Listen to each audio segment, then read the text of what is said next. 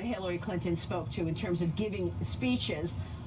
An AP review found that all 82 companies or groups, that there are lobbying groups, other groups away from Wall Street, they all were also involved in trying to lobby or sway the government in a certain way. Maria, so that's got to be a coincidence, right? Come on, Steve. This is all about influence. I mean, that's what this is about, and that's why Bernie Sanders keeps complaining about it. He wants to see those speech. He's trying to make the connection that, look, if somebody pays you upwards of $2 million collectively, and I'm talking about all of the firms and lobbying groups that have paid her that amount to make speeches, then how is she going to be tough on them and have independence when it comes to policy? And if all of these groups were actually at the time lobbying or trying to have sway with the government, it's a fair question. But how unwise was it to do it in the first place? Why was there no one in her orbit to say, you're worth over $100 million, you're running for president, this is going to look terrible, just forgo the paycheck for once? Why did nobody say that? Well, that I don't have an answer for. I mean, look, she really picked up the pace and started doing speeches aggressively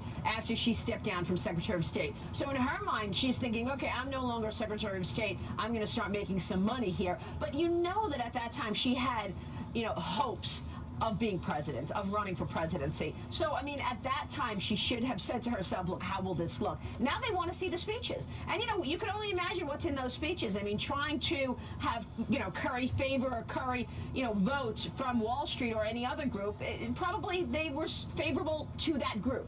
Right. That's what's in the speech. We reported that her staff would take the cell phones of people in the audience to make sure that nothing ended up on video. So it sounds like the only way we're going to know what was in those speeches is if we get the transcripts. How damaging could that be? Well, that's the thing. She keeps sticking to, look, when everybody else releases their speeches, then I'll release my speeches. Who is everybody else? Well, let's start with tax returns, she's saying. I released my tax returns. I want to see everybody's tax return. So whatever she can do to keep this at bay, she is going to do. But I think it will be damaging, Anna, frankly. I think that's why she doesn't want to release them, because she doesn't want the rest of the country to hear what she really feels about regulation, what she really feels about policy as it relates to Wall Street. Because I would venture to guess it's not going to be as aggressive and left as she is out there right now talking about She'll be Wall Street. complaining about Dodd-Frank. I'm so sorry you have to live under the onerous regulations under Dodd-Frank. Can you imagine how horrible it's going to be? Right. I can't wait. Well, that's the thing. I mean, I don't know if she will have to release these speeches before the election. I mean, she's doing a good job of basically,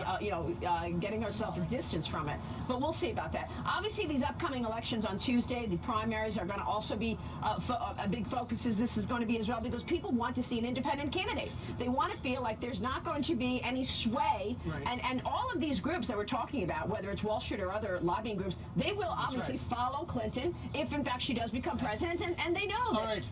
Folks, she's going to be on right after our show. How about a round of applause for Maria Bartaloma?